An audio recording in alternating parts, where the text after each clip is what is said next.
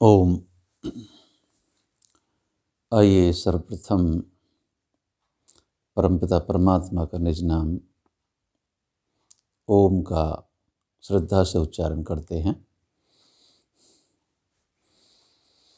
ओम।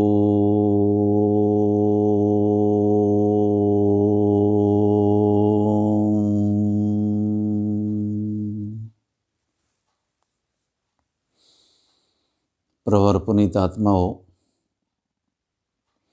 वैदिक ज्ञान विमर्श के इस अभियान में, इस कार्यक्रम में आपका अभिनंदन है, स्वागत है। जीवन एक सरल पथ, इस शीर्षक के अंतर्गत जो व्याख्यान माला चल रही है उसका आज 29वां अंश अभिव्यक्ति पा रहा है और आज का विषय है सब उसी का है, हमारा क्या है। आइए इस विषय पर ईश्वर प्रदत्त सैद्धांतिक वैदिक विचार को समझने का प्रयास करते हैं।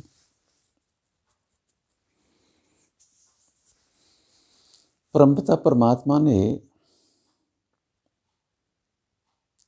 जीवात्माओं पर अपनी दयालुता, अपनी करुणा अभिव्यक्त करते हुए इस संसार की रचना की है। प्रकृति से इस सृष्टि का निर्माण किया है और यह सृष्टि जीवात्माओं के उपभोग के लिए ही बनाई गई है। दो उद्देश्य हैं। सृष्टि रचना के पीछे परमपिता परमात्मा ने दो उद्देश्य रखे हैं, दिए हैं। एक, ये जीवात्माएं अपने पूर्व जन्म के कर्मों का उपभोग प्राप्त कर सकें और भविष्य के लिए अपने ऐसे श्रेष्ठ कर्म कर सकें जिससे इसे धीरे धीरे चलते हुए आनंद की, मोक्ष की प्राप्ति हो जाए। यह जीवात्मा के हित के लिए ही यह सब कुछ व्यवस्था ईश्वर ने की है। और मनुष्य के लिए जो दिया गया ज्ञान वेदों में परमात्मा की वाणी है, उसमें भी अनेक स्थलों पर यही आदेश है जीवात्माओं के लिए, मनुष्यों के लिए। यजुर्वेद के 40वें अध्याय का पहला मंत्र है, ओम ईशावास्यमिदं सर्वं यत् किंचन जगत्याम जगत तेन त्यक्तेन भुंजिथा माँ गृध कस्यस विध्वनम। परमपिता परमात्मा ने अपने संतति को कितना स्पष्ट आदेश दिया है और अनुभूति कराने का प्रयास किया है कि इस संसार में, यह जो गतिशील संसार है, नित्य प्रति गति करता हुआ आगे बढ़ रहा है, इसके प्रत्येक कण कण में उस परमपिता परमात्मा का निवास है, वह बसा हुआ है। अभिप्राय, ईश्वर में ही सारे ब्रह्मांड की अवस्थिति है और सारे ब्रह्मांड के कण कण में स्वयं ईश्वर समाया हुआ है। जीवात्माओं के लिए आदेश है कि परमपिता परमात्मा ने जो कुछ ये संसार दिया है, प्रदान किया है, उसका त्याग पूर्वक उपभोग कीजिए। न्याय अनुसार, धर्म अनुसार कर्म कीजिए, फल प्राप्त कीजिए और किसी दूसरे के धन का लालच न कीजिए।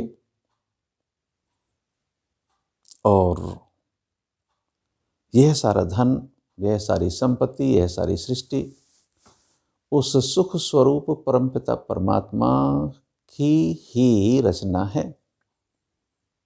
यह सब उसी का है। कितने सीधे सरल शब्दों में परमपिता परमात्मा का आदेश ऋषियों ने स्पष्ट किया है। बड़ी न्यायपूर्ण कर्म फल व्यवस्था ईश्वर ने मनुष्यों को, जीवात्माओं को प्रदान की है।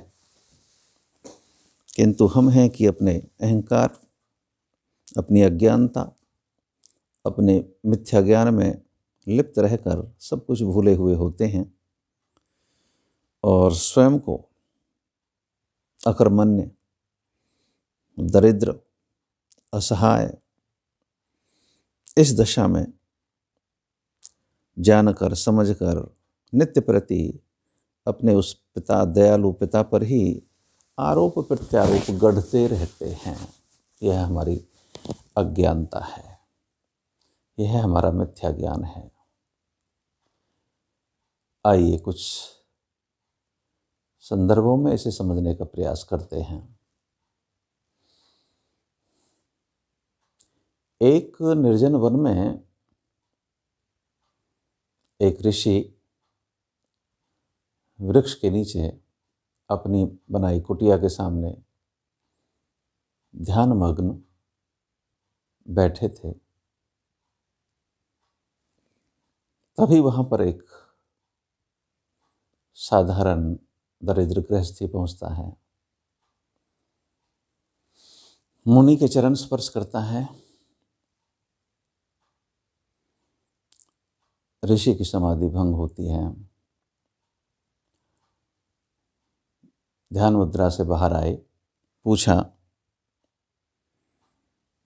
हाँ बेटे कहिए आने का उद्देश्य।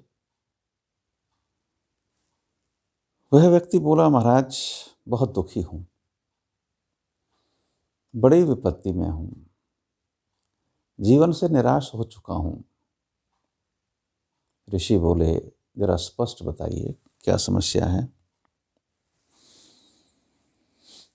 उस व्यक्ति ने अपनी व्यथा कथा थोड़ा और स्पष्ट की।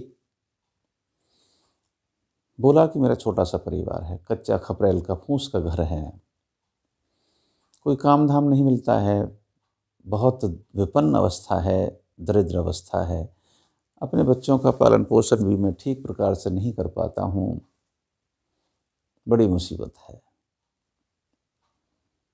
तो ऋषि ने अपने सौम्य शब्दों में समझाया, तो बेटे कोई बात नहीं, अपना कोई कार्य करो, कोई काम ढूंढो और परिश्रम करो। बहुत बड़ा संसार है परमात्मा का रचा हुआ, सभी के लिए परमपिता परमात्मा ने आजीविका, रोजी रोटी का प्रबंध किया हुआ है। परिश्रम कीजिए, बहुत सारे काम हैं, काम ढूंढिए। बोला, नहीं महाराज कोई काम भी तो नहीं मिलता, बेरोजगार हूँ, आप मेरी सहायता कीजिए, आप मुझ पर कृपा कीजिए। ऋषि ने समझाया, अरे भाई जब आप तलाश करोगे तो काम मिलेगा, आपकी रोजी रोटी चलेगी। सभी को इस संसार में जो आए हैं परिश्रम करके ही, पुरुषार्थ करके ही अपने जीवन के संसाधन जुटाने पड़ते हैं। आप भी कीजिए, उसी समाज के अंग आप भी हैं। नहीं महाराज मैं असमर्थ हूँ, मैं कुछ नहीं कर सकता, मेरे पास रोजी रोटी का कोई साधन नहीं है, बहुत गरीब हूँ। ऋषि ध्यानमग्न हुए, फिर पूछा, क्या चाहते हो, भगवान कोई उपाय बताओ। वह व्यक्ति गिड़गिड़ाता रहा, कहता रहा। खैर कुछ समय बाद ऋषि ने बोलना प्रारंभ किया, अच्छा बेटे मेरे पास एक रहस्य है, एक तरीका है, मुझे एक छिपे हुए खजाने का पता मालूम है। वह खजाना कहाँ है उसका मैं तुम्हें पता दे सकता हूँ। हाँ महाराज, हाँ महाराज, यही कीजिए, मेरे जीवन का उद्धार हो जाएगा। किंतु बेटे एक शर्त है। समझाने का तरीका था महात्मा का। हाँ महाराज बोलिए। उस बहुमूल्य खजाने को प्राप्त करने के लिए कुछ मूल्य चुकाना पड़ेगा तुम्हें।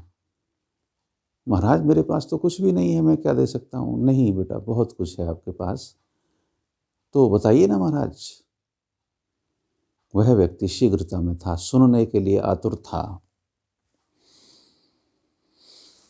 महात्मा ने कहा कि उस रहस्यमयी खजाने का पता तुम्हें मैं बता सकता हूँ, तुम उसे प्राप्त कर सकते हो, किंतु उसके लिए आपको अपनी दोनों आँखें दान करनी पड़ेंगी। यह सुनते ही वह व्यक्ति चिंता में पड़ गया, सोचने लगा, मेरी दोनों आँखें चली गईं और फिर मुझे धन प्राप्त हुआ तो वह मेरे किस काम का? मेरी क्या उपयोगिता संसार में रह जाएगी? मेरे लिए तो सब कुछ अंधकारमय हो जाएगा। गिड़गिड़ाया, महाराज ये तो असंभव है, ये कैसे हो सकता है? मैं तो कुछ नहीं देख पाऊंगा सारे संसार को, मेरे लिए तो सारी दुनिया अंधकार से भर जाएगी। भगवान और कोई उपाय बताइए महाराज, मुझ पर कृपा कीजिए और कोई तरीका मुझे बताइए। ऋषि ने समझा, देख लो भाई, मैं इतना मूल्यवान खजाना तुझे बताने जा रहा हूँ, तुझे प्राप्त हो जाएगा, जीवन भर आनंद मनाएगा, किंतु मूल्य तो चुकाना ही पड़ेगा। महाराज आंखें नहीं, कुछ और आप मुझे कोई सरल तरीका बताइए उसे प्राप्त करने का। चलिए ठीक है, ऋषि ने कहा, आप अपना नेत्रदान नहीं कर सकते, ठीक है, अपना हस्तदान कीजिए। आपने अपने दोनों हाथ दान में देने पड़ेंगे, शर्त मंजूर है। फिर गहन सोच में पड़ गया वह व्यक्ति, सोचने लगा, मेरे दोनों हाथ नहीं रहेंगे, क्या दशा होगी?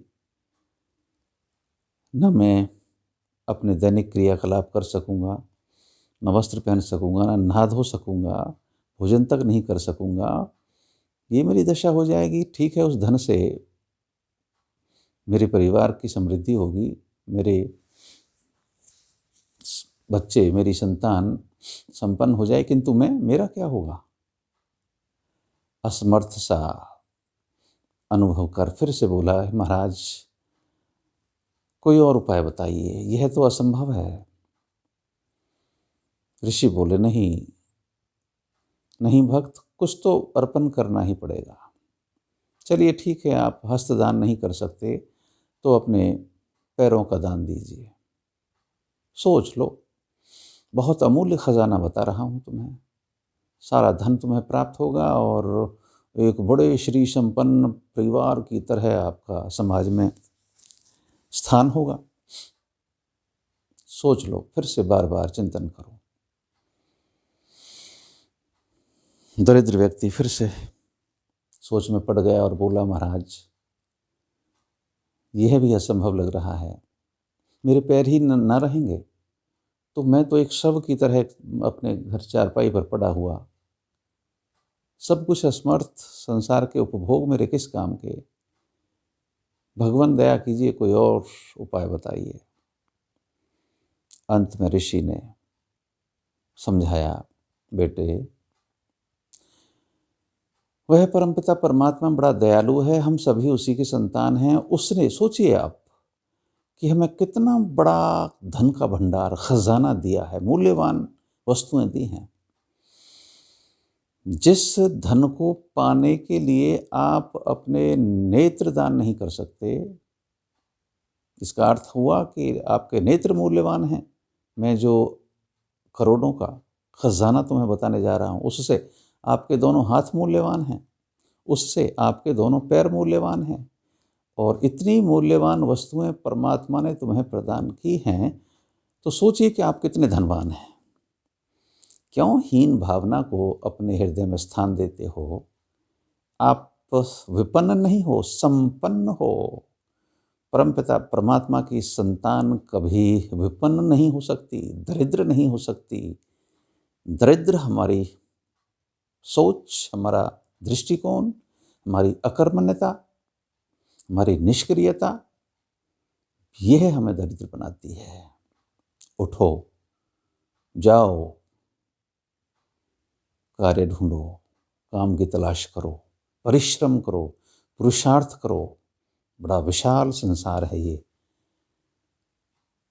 इसमें तुम विपन्न नहीं रह सकते। जाओ, अपने जीवन का निर्वाह करो। यह सुनकर दरिद्र वहाँ से चला गया। ऋषि पुनः अपनी ध्यान अवस्था में मग्न हो गए। तो हे भक्त श्रोताओं,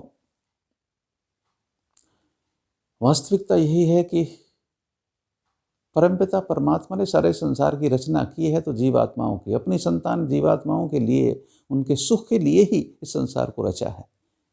ये हम समझ नहीं पाते हैं। हम धर्म और कर्तव्य के पथ पर साहस करके पूरे ऊर्जा और उत्साह के साथ अपने कार्य में नहीं जुट पाते हैं। हमारे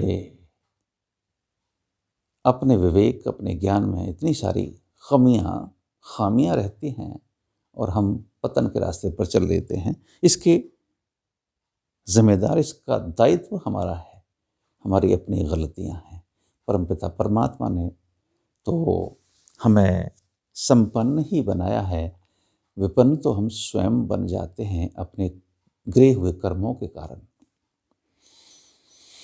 सब परमपिता परमात्मा का है और वह सब हमारे लिए ही है। यदि हम सही धर्म की दृष्टि रखकर इस तरह सोचते हैं तो हमें सही रास्ता मिलता है। आइए एक और संदर्भ में इसे समझने का प्रयास करते हैं। सम्राट राजा भोज का नाम तो आपने सुना होगा। बड़े न्यायप्रिय, प्रजावत्सल, अपनी जनता का सदैव ही हित चिंतन करने वाले शासक हुए हैं, इतिहास में प्रसिद्ध हैं। उनके जीवन की घटना, वे अभी अपनी किशोर अवस्था में ही थे कि उनके पिताजी का देहांत हो गया, सिंहासन खाली हो गया। बालक भोज अभी वयस्क नहीं हुए थे। अतः मंत्रिमंडल ने निर्णय किया कि जब तक भोज वयस्क होते हैं, सिंहासन पर बैठने की उम्र को पार करते हैं, तब तक शासन व्यवस्था का भार भोज के चाचा थे, मुंज उनका नाम था, उन्हें सौंप दिया जाता है। सबकी सहमति हुई और मुंज को ये दायित्व सौंपा गया कि आपने न केवल राज प्रशासन भली भांति चलाना है, अपितु अपने इस भतीजे भोज की भी परवरिश, उचित देखभाल, इसकी शिक्षा दीक्षा आदि का प्रबंध करना है और इसे अपना स्नेह, अपना प्यार, अपना संरक्षण देना है। राजा मुंज सहमत हुए, कार्यभार संभाल लिया। समय गुजरने लगा और कुछ समय बीतने के बाद उसे आभास होने लगा कि क्या आनंद है, सत्ता का मद कितना प्रिय होता है, कितना नशा है इसका। मुंज को अनुभव होने लगा। सोचता है काश मैं सदा ही राजा बना रहता, किंतु मुझे तो कुछ समय के लिए ही ये दायित्व दिया गया है। ये राजसी ठाट-बाट उपभोग की सामग्री कुछ दिनों के लिए है। उसके बाद तो ये भोज अपना राज्य संभाल लेगा। यह तो बड़ा गलत होगा। विचारधारा पलटती है, पतन की तरफ सोच दौड़ने लगती है और अब वह अपने प्रजा पालन के कर्तव्य, राज्य प्रशासन चलाने के कर्तव्य का ध्यान नहीं करता है, अपितु दिन रात ये सोचने लगता है कि मेरे जीवन का ये कांटा कैसे निकले, मेरे पथ का ये अवरोध कैसे हटे। उसी का उपाय सोचने लगा और एक दिन निर्णय कर लेता है। रात्रि का दूसरा तीसरा पहर प्रारंभ होता है। अपने कक्ष में बड़ा बेचैन अपने 3-4 विश्वस्त सैनिकों को, नौकरों को बुलाता है। आदेश देता है कि जाओ, भोज अपने कक्ष में होगा, चुपचाप उसका मुंह बंद करो, उसे उठाओ और बांधकर जकड़कर उसे दूर जंगल में ले जाओ, किसी को कानो कान खबर न हो,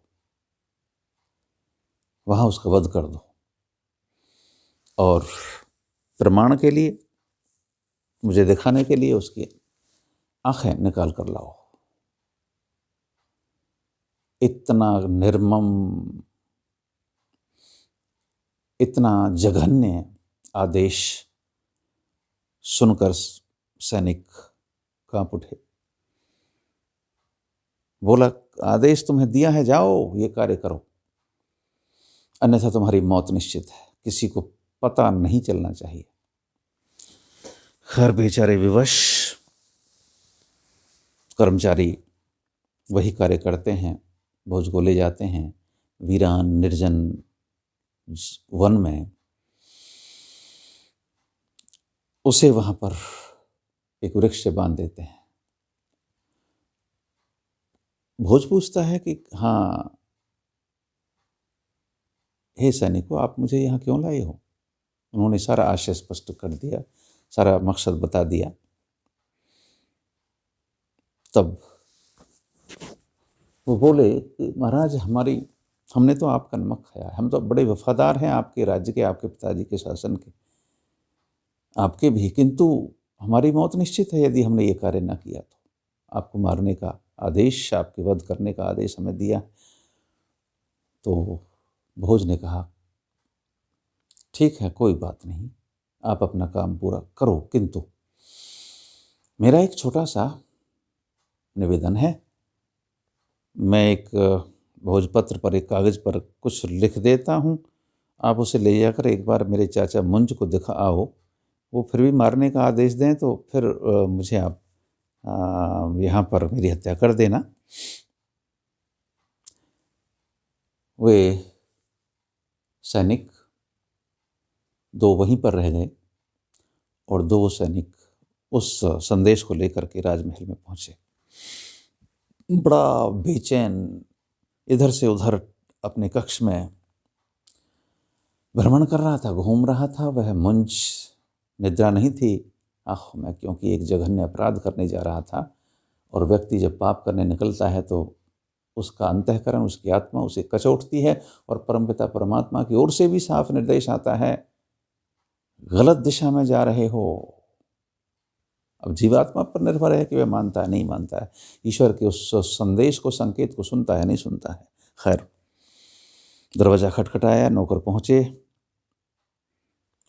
मुंज ने कहा, अच्छा ले आए हैं आप, कर दिया ना वो काम, जो योजना थी मेरी पूरी कर दी? नहीं महाराज, हाथ जोड़े उन्होंने और वो निकाल कर लिखा हुआ संदेश मुंज को पकड़ा दिया। मुंज बड़ा क्रोधित हुआ, क्या कर रहे हो, क्या तुमने ये कार्य किया क्यों नहीं? चलिए, वो संदेश पढ़ने लगता है। संक्षेप में 2-4 बातें लिखी थी। इसका अभिप्राय था कि चाचा श्री, मुझे प्रसन्नता है कि आपके द्वारा मेरा वध किया जा रहा है। आप मेरे 1-2 प्रश्नों का उत्तर दें। इस संसार में बड़े बड़े सम्राट हुए, चक्रवर्ती सम्राट हुए, मानधाता जैसे हमारे पूर्वज हुए, रावण जैसे हुए, कंस जैसे हुए, दुर्योधन जैसे हुए। क्या वो इस संसार में से अपने राज्य वैभव की दौलत में से एक कण भी अपने साथ ले जा सके? क्या अपने राज्य वैभव को अपने साथ वो ले जा सके? आज वो कहाँ हैं? चलिए, वो अपने साथ इस संसार की दौलत को नहीं ले जा सके, ठीक है, कोई बात नहीं। आप यदि ले जा सकें तो उचित है कि आप मेरा वध करवा दें।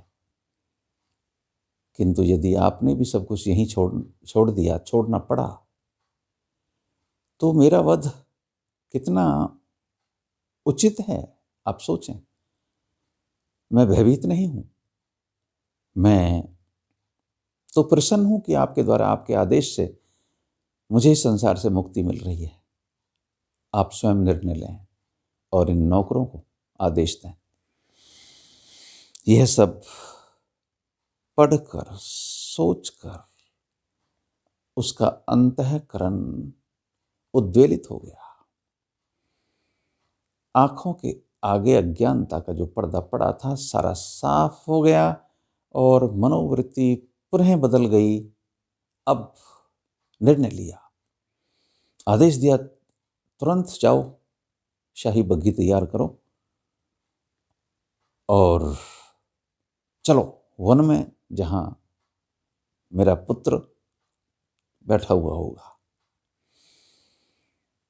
अंतःकरण का पाप धुल गया, आंसुओं से रोया, बग्घी लेकर वन में पहुंचा।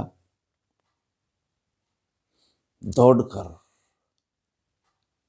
अपने पुत्र को गले से लगा लिया, आलिंगन किया, बोला, बेटा, तूने मेरी आंखें खोल दी, मुझे घोर पाप में जाने से बचा लिया। मैं तो अत्यंत जघन्य अपराध करने जा रहा था, तूने मुझे उबार लिया, तू धन्य है। आओ चलो, महलों में चलते हैं, ये सब आपका है, मेरा नहीं है। ये आप इसके अधिकारी हैं।